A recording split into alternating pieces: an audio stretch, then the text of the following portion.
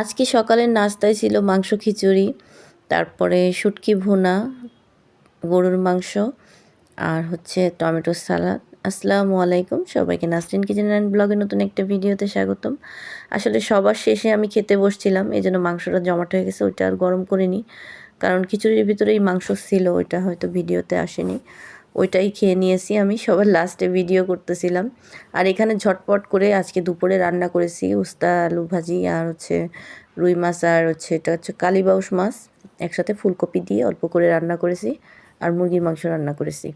আজকে আব্বুর হচ্ছে অনুষ্ঠান আছে, তো আব্বু সকালেই চলে গেছে 8টা বাজে। আর আমার মেয়ের বেবিটা যেহেতু ছোট, ও ওইখানে গেস্ট ছিল কিন্তু যেতে পারিনি আব্বুর সঙ্গে।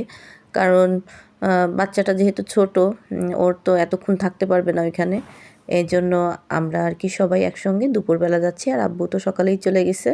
তো এখন রাস্তায় একটু জ্যাম কমছিল, এই ফাঁকে আমরা বের হয়ে পড়লাম, ঝটপট রান্না টান্না করে খাওয়া দাওয়া করে আমরা সবাই চলে আসছি।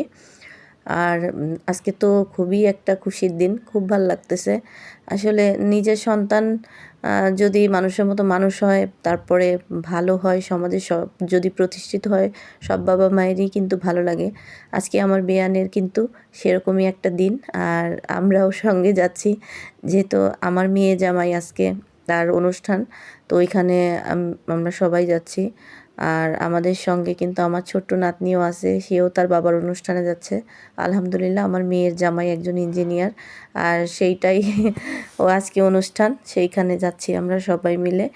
আর এই তো চলে আসছি, অনুষ্ঠান কিন্তু চলতেছে, এক ধাপ অনুষ্ঠান মানে হয়ে গেছে, আমরা দ্বিতীয় ধাপে মানে জয়েন করতেছি। আর এখন হচ্ছে লাঞ্চ টাইম দিয়েছিল, তো আমরা যখন ঢুকি তখন হচ্ছে আব্বু লাঞ্চ করতেছিল। আমরা ফোন দেওয়ার পরে ও হচ্ছে কোনো রকম খেয়েই বের হয়ে আসছে। আজকে সারাদিনই বেচারা ঠিকমতো খেতে পারিনি, সকালেও নাস্তা না করে চলে আসছিল। আর এই তো আমার এখানে এসে খুবই ভালো লাগতেছিল, আর ভিডিও করে রাখলাম স্মৃতি হিসেবে। আমার চ্যানেল যেহেতু আছে, পেজ আছে, তো এখানেও ভিডিওগুলো শেয়ার করব, এই জন্যও ভিডিও করেছি। আর আমি কিন্তু আগে থেকেই কোথাও গেলে মানে ছবি তুলতে ভিডিও করতে খুবই পছন্দ করি। আর যেহেতু আজকে আমার মেয়ে জামার একটা বিশেষ দিন, এটা তো ভিডিও না করে থাকতেই পারবো না। তো মেয়ে জামাই কিন্তু চলে আসছে, টুনাটুনি কিন্তু আগে আগে হাঁটতেছে আর আমি পিছন পিছন ভিডিও করতেছিলাম। আর আমার নাতনি ছিল, নাতনি ছিল হচ্ছে বাবার কোলে। তো বাবা তো ভীষণ খুশি আজকে।